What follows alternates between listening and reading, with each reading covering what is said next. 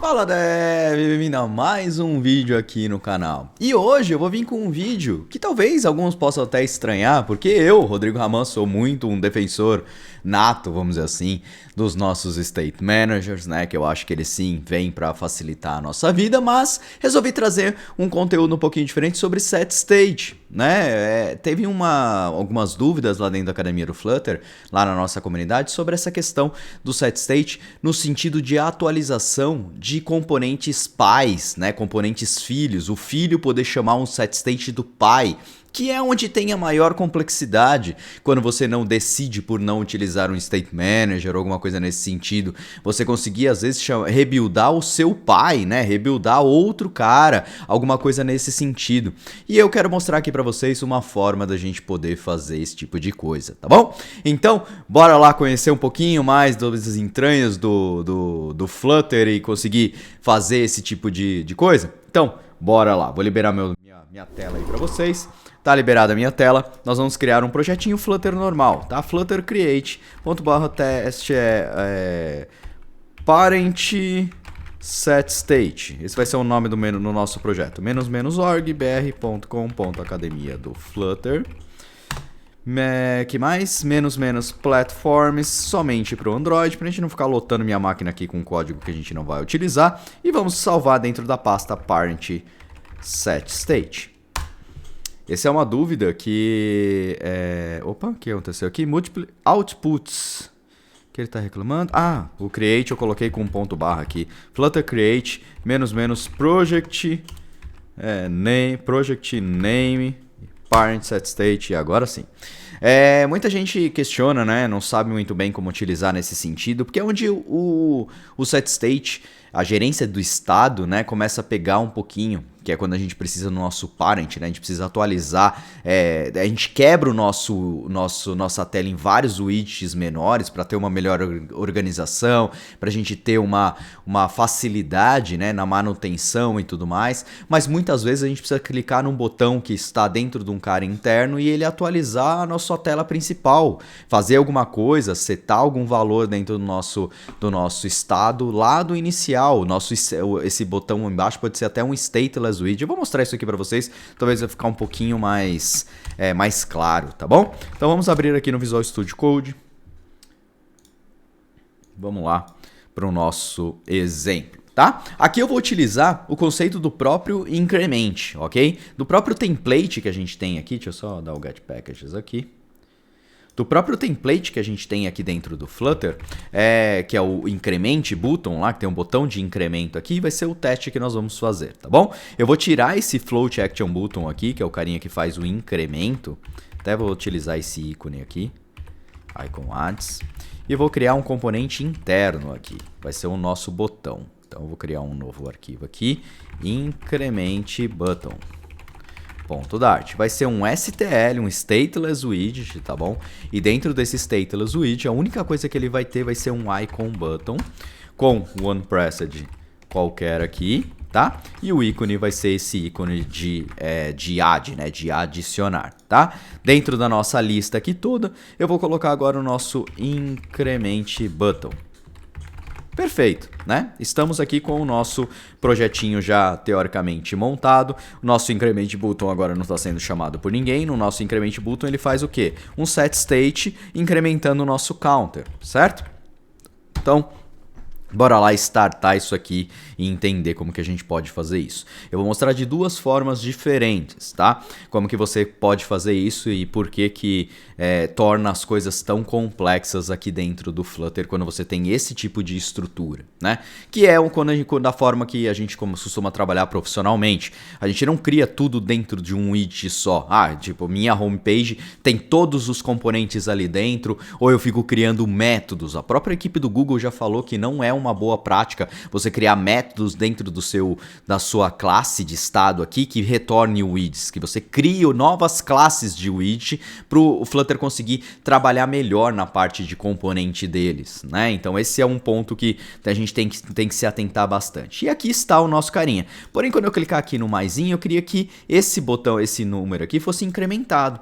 Como que a gente pode fazer? A primeira possibilidade é o quê? Eu vou simplesmente tirar esse increment daqui, tirar o underline para deixar ele público pra gente, tá?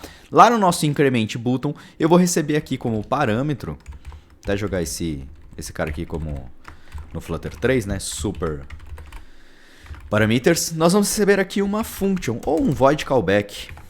Void callback, que vai ser o clique ou refresh ou increment count. Increment counter, ok? E aí eu vou receber essa funçãozinha aqui, this.incrementCounter como requerido, tá? Então colocar ele como final aqui para ele parar de reclamar. E no onPressed nós vamos fazer o quê? Nós vamos chamar esse this.incrementCounter.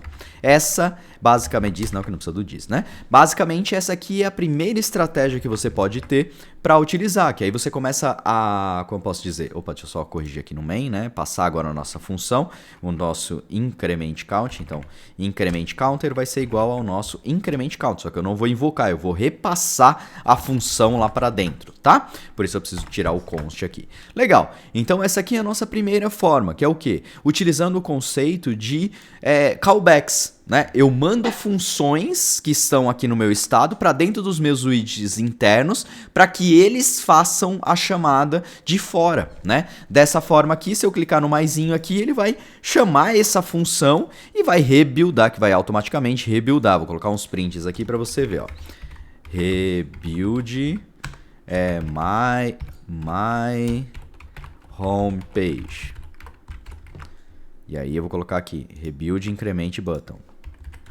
Rebuild increment button. Só pra gente olhar aqui no log as coisas acontecendo. Então, ó, ele criou o my home e o increment button. Na hora que eu clicar aqui, ele vai rebuildar os dois carinhas, tá? Por quê? Porque ele vai rebuildar? Porque ele tá setando e rebuildando a bagaça toda aqui, né? A gente tá fazendo com que o nosso estado aqui seja todo remontado. Tá bom? Então essa aqui é a primeira estrutura, a primeira estratégia, onde você tem callbacks, né? Você vai mandando callbacks. Aonde que isso aqui fica complicado? Se aqui internamente eu tivesse um outro componente, se esse icon button aqui não fosse somente um icon button, sei lá, eu teria aqui um outro carinha e teria um outro componente interno. Vou colocar aqui até um exemplo, sei lá, um column com childrens aqui. Dentro desse carinha eu vou ter aqui um text, botão de incremento, e aí por algum motivo eu vou colocar aqui, criar um outro componente aqui, stl, que vai ser o meu button, seria um botão genérico, alguma coisa nesse sentido, tá? E aí eu retorno o meu increment aqui, o meu botão, e aí internamente, né, desse button aqui, eu também vou receber esse void callback increment button. E aí eu recebo ele aqui como requerido. Required this increment button. Pronto. Aqui ficou increment counter, o outro ficou increment button, mas é para ficar complicado mesmo, tá, gente? Final. Beleza, increment button. E aí agora aqui vou chamar esse meu button que eu acabei de criar aqui, passando essa função. Quem é a função? É o meu increment counter.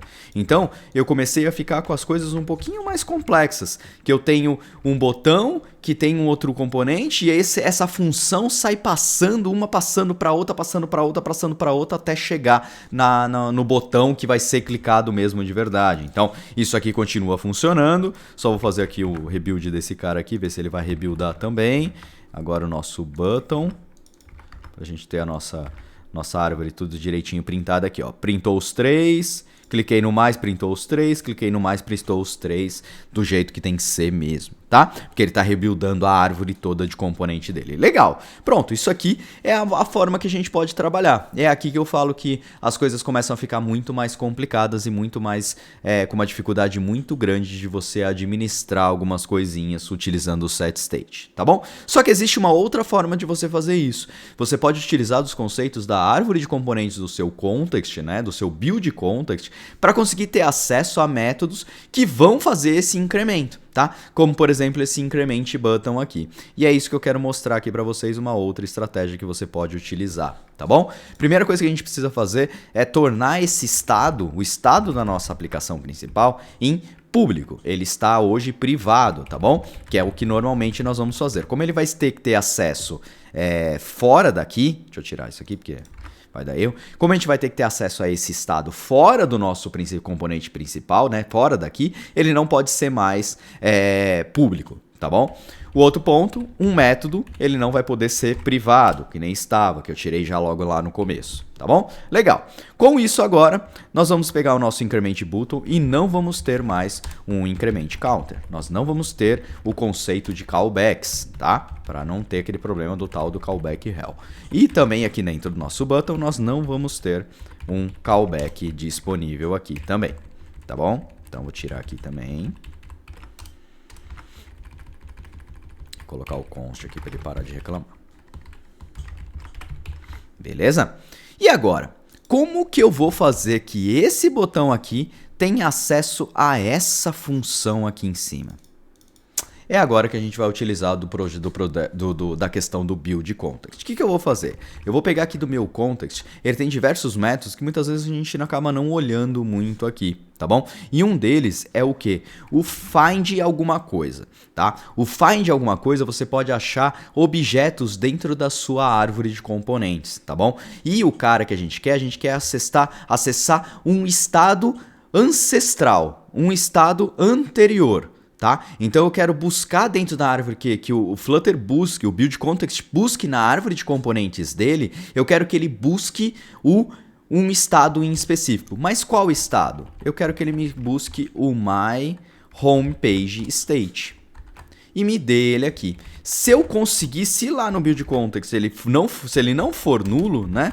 Se ele não for nulo, eu vou chamar quem? Não aqui eu tenho tudo, eu poderia chamar até um set state daqui mesmo, tá? Que não é uma boa prática você fazer esse tipo de coisa, tá? Mas não seria uma boa prática você chamar o set state aqui desse jeito mesmo. Então a gente vai chamar quem? Uma função. A função que eu deixei pública no meu estado para eu conseguir acessá-la. Tá? Então é uma forma, uma estratégia que você pode fazer. Vamos ver se isso aqui agora vai funcionar. Vamos ver só o que está dando erro aqui. Nós não temos mais o nosso increment. Temos o nosso botão simplão aqui.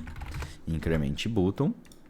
Vamos restartar aqui para rebuildar tudo. E veja que agora eu tenho toda a minha estrutura de estado.